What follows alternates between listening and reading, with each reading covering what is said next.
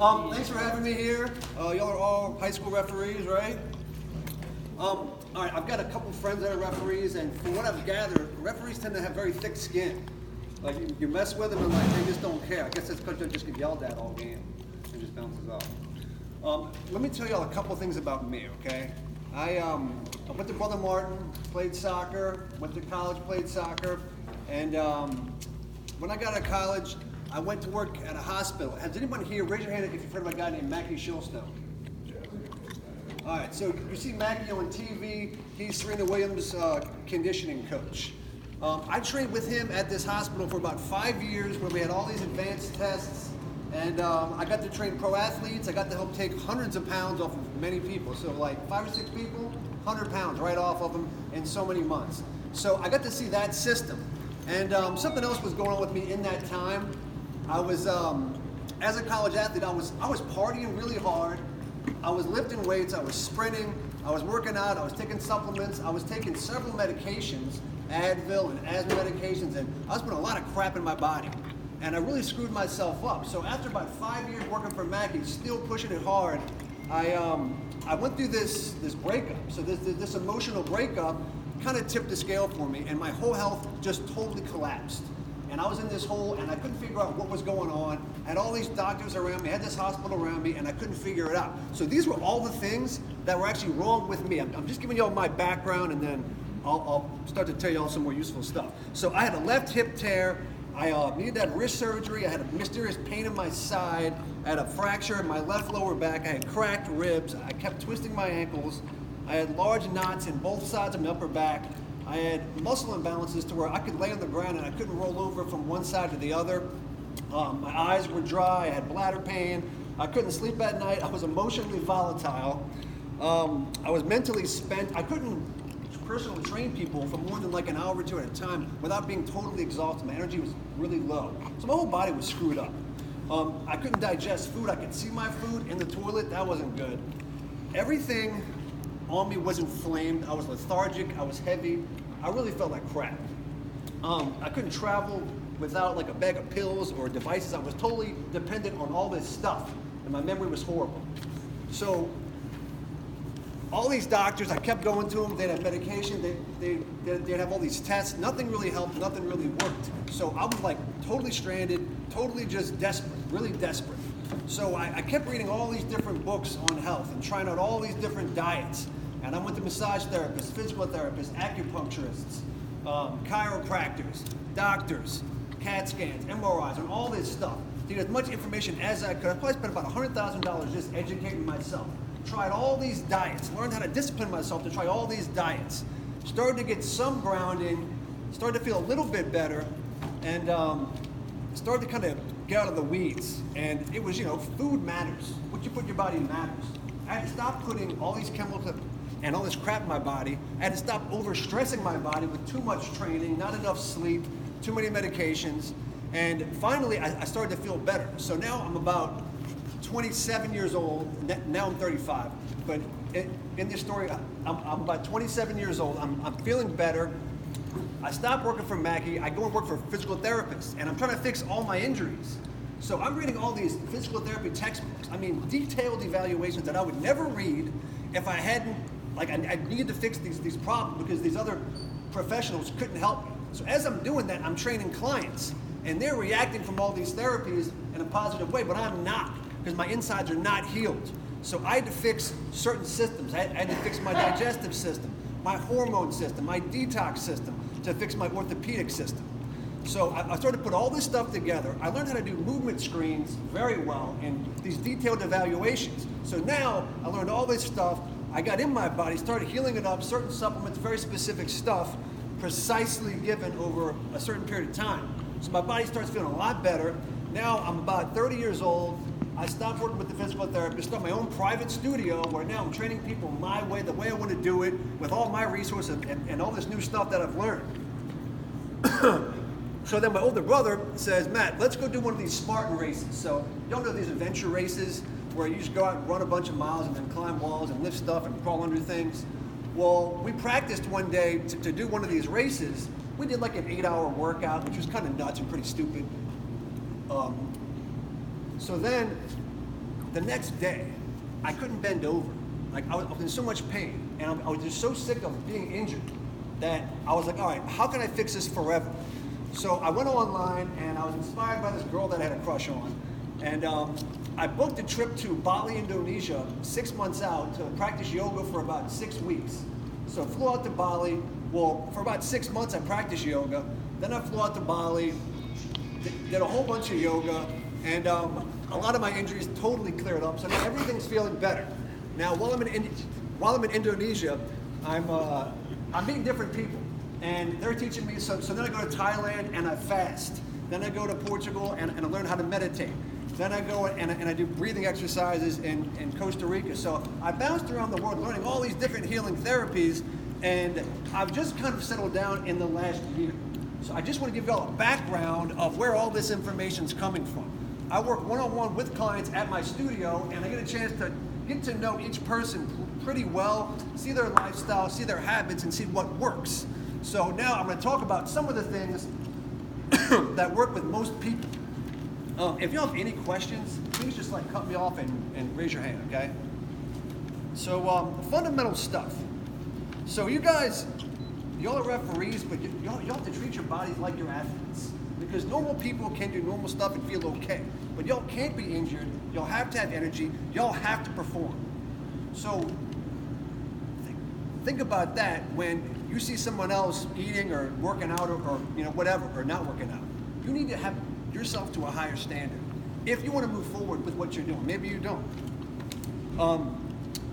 And think about this. So we're in New Orleans in 2019. So in the history of time, there's never been this many overweight people on the planet. And in the whole world, the United States and Mexico are the most overweight places on the entire planet. So now in the US, Mississippi and Louisiana are the biggest places. So this culture is the fattest that people ever get. So if you do what's normal, what everyone's doing normal around here is the fattest culture we've ever had. That's just what it is. So think about that, and think about how there's all these options like these vending machines. It's a lot of liquid sugar. There's carbs everywhere. That's not good for weight gain. I don't want to sound like some crazy guy telling you what you can and can't do, but that's the facts. So if you are that weird guy that eats really healthy, maybe you're just being normal and everyone else is off. A few more things. So just the fundamentals, guys. Water, sleep, nutrition, and exercise. If y'all just get those pretty good, you're gonna feel pretty good. And you're gonna have energy to make the right calls and play and show up and have energy. So water, get like at least half your body weight in ounces every day. Try not to drink caffeine like after 12 o'clock. So then you can sleep good at night. Get 7 to 8 hours of sleep every night. Fundamentally, those two things are gonna do a lot. Nutrition, so when you go to the grocery store, stuff that's in a box that's kind of dead, it's not gonna have much energy in it. It's gonna take energy from your body to digest it.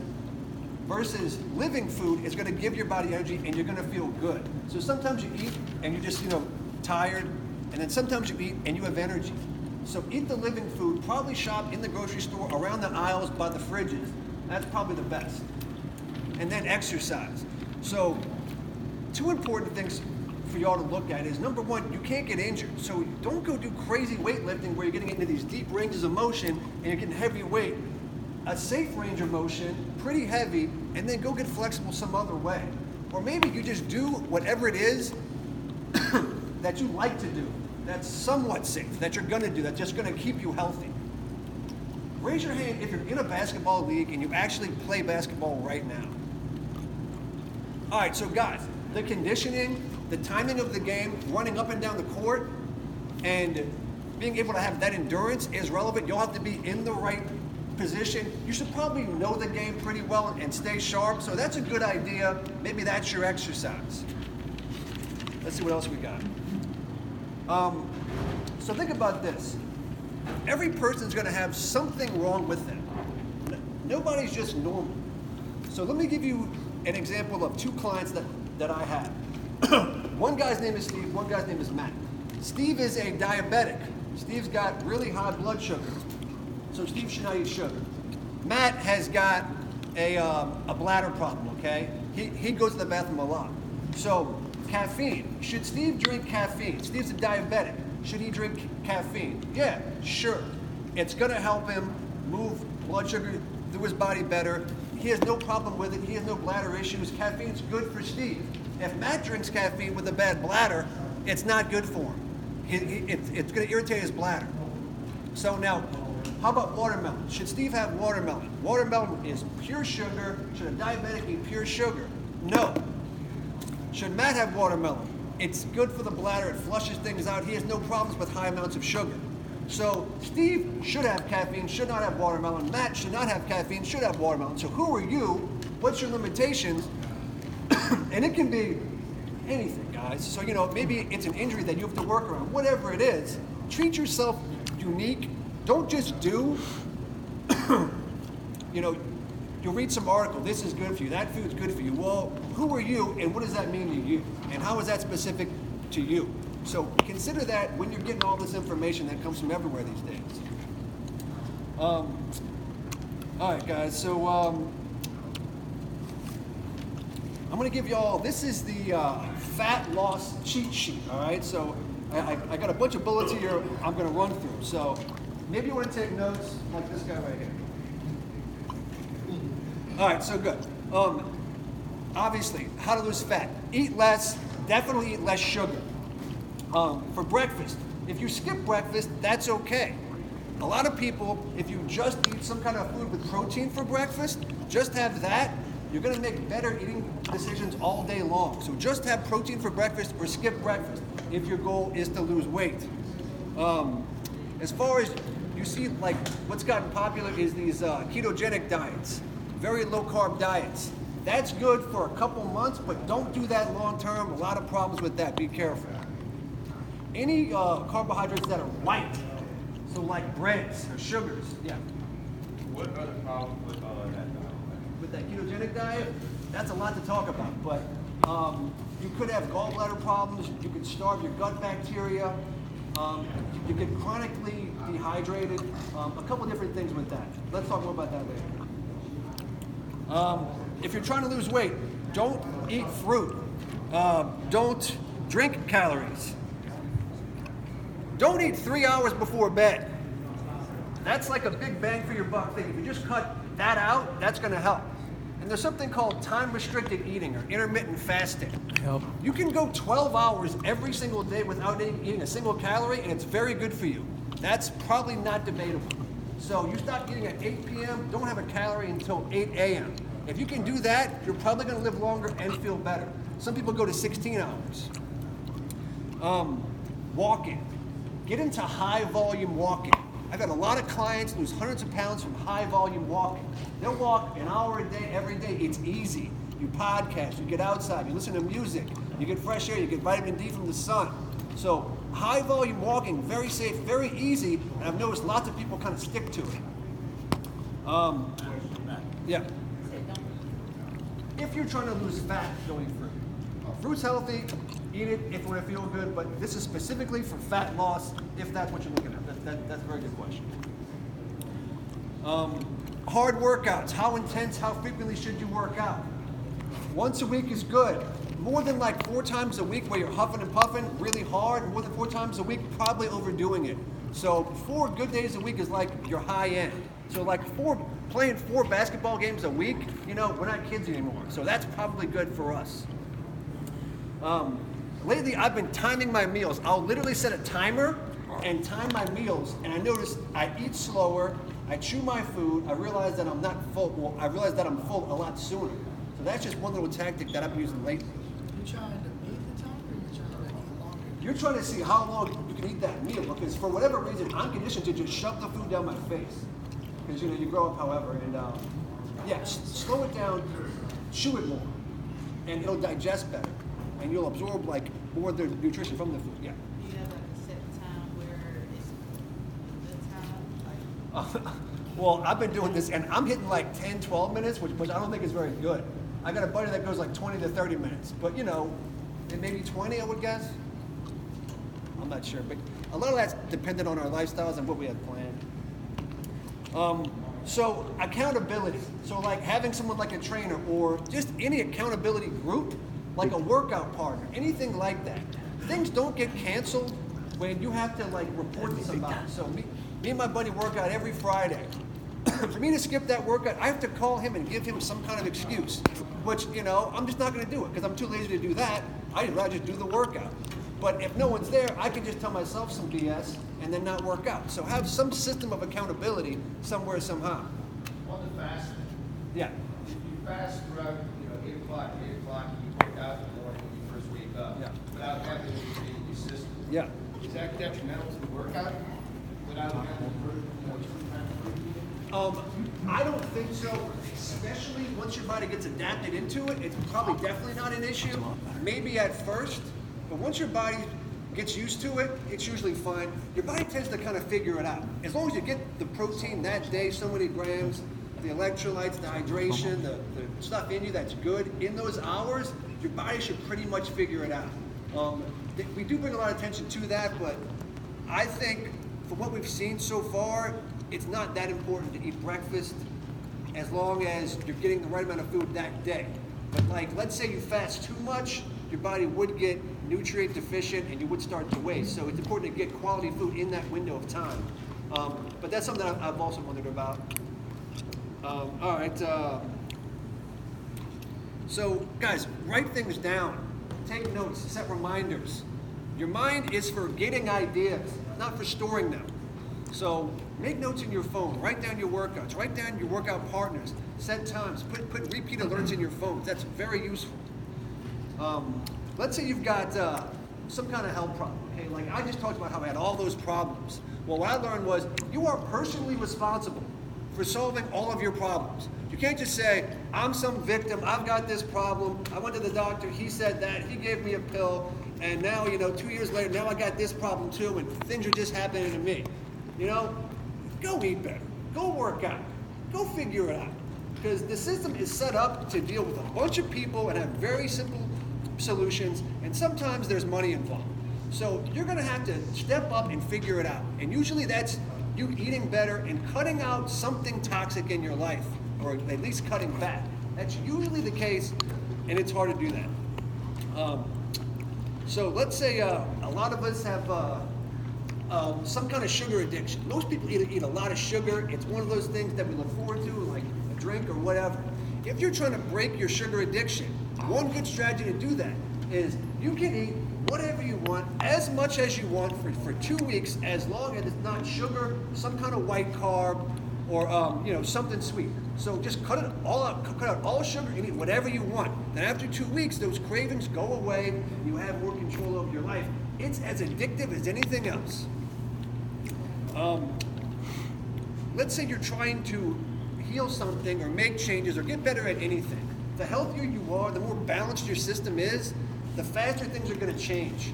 So when you go to extremes with anything and drive your body down and get your energy low, your body can't adapt. You want to aim at getting your energy up. If your energy's up and doing whatever you're doing, you're going to do it better. You're going to be more positive. You're going to have less depressive, less insecure thoughts. So get the sleep, get the workouts, get the water. Emotionally, I'll be thinking about something one day and I'll feel great about it. Man, my life's awesome. I'm so good. And then I'll go out drinking on Saturday night, be hungover, and then Sunday night, I'm depressed. I think my life's horrible. What am I doing? Same exact thing. Nothing's changed except my state of mind because my energy's low. So keep your energy up. And don't listen yourself when your energy's low. Don't make plans when your energy's low.